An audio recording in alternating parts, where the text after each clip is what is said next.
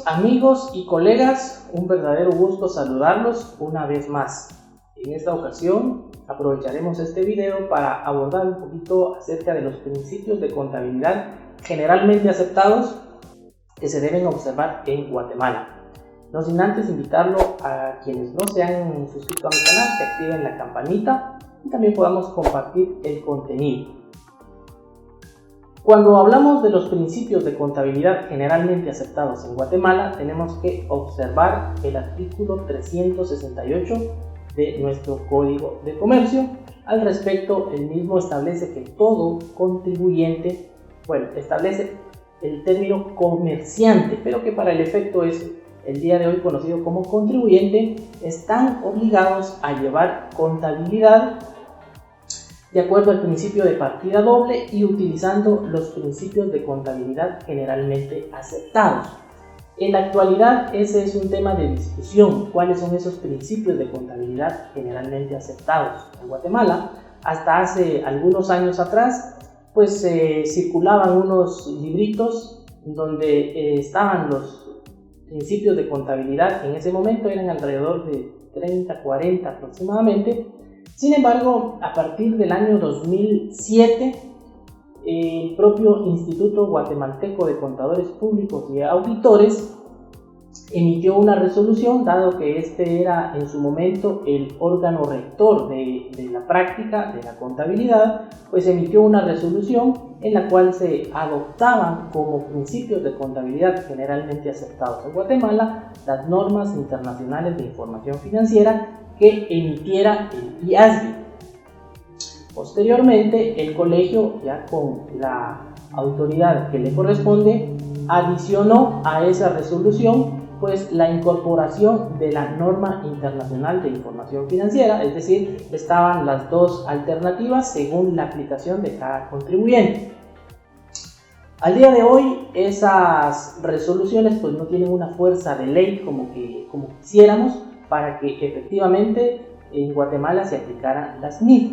Algunas empresas, pero son muy contadas, las que efectivamente preparan sus estados financieros de acuerdo a estos, llamémosle, principios de contabilidad generalmente aceptados, aunque en realidad son las mejores prácticas para preparar contabilidad, debido a que las mismas dan lineamiento específico para realizar una operación, una transacción de un saldo, sea cual sea su naturaleza, pero un alto porcentaje de sociedades civiles, mercantiles en nuestro medio utiliza la legislación interna para preparar su contabilidad, es decir, de que diseñan políticas y prácticas que están asociadas o están tomadas en consideración en el decreto 10/2012, pero en realidad de ahí podemos obtener muy poco, porque esta ley no da lineamientos específicos en la contabilización de una transacción.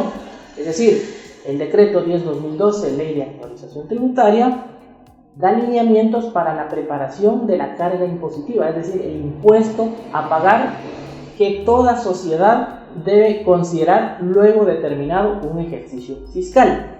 Entonces nos encontramos con ese criterio dividido de que si son las normas, las NIF, las que deberían ser consideradas como principio contable, o bien observamos otro principio, otro criterio, en realidad debería de considerarse que quienes establecen o quienes quieren que el Código de Comercio haga referencia a que los principios de contabilidad deberían ser las NIF, tomemos en cuenta que ese código viene desde hace más de 50 años y en ese tiempo las NIF en Guatemala no las conocíamos.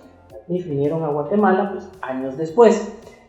Hay que considerar esas interpretaciones, hay que considerar los órganos que rigen nuestra profesión para ir adoptando las mejores prácticas. En conclusión, tomemos en cuenta que las mejores prácticas para preparar contabilidad son las que efectivamente han sido diseñadas para el efecto.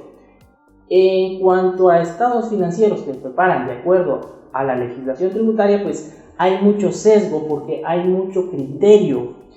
Para usted puede ser considerado de una manera, Para un colega puede ser de otra manera, para mí puede ser de otra manera, mientras que una norma, un estándar internacional da lineamientos y de ahí no nos podemos apartar. Es decir, de que lo mejor que podemos utilizar es un estándar internacional y de esta manera los estados financieros se reflejen de una mejor forma. Bueno, estas son algunas generalidades respecto a los principios de contabilidad que rigen en la actualidad en Guatemala. Saque usted sus mejores conclusiones para que sus estados financieros le provean de mejor información.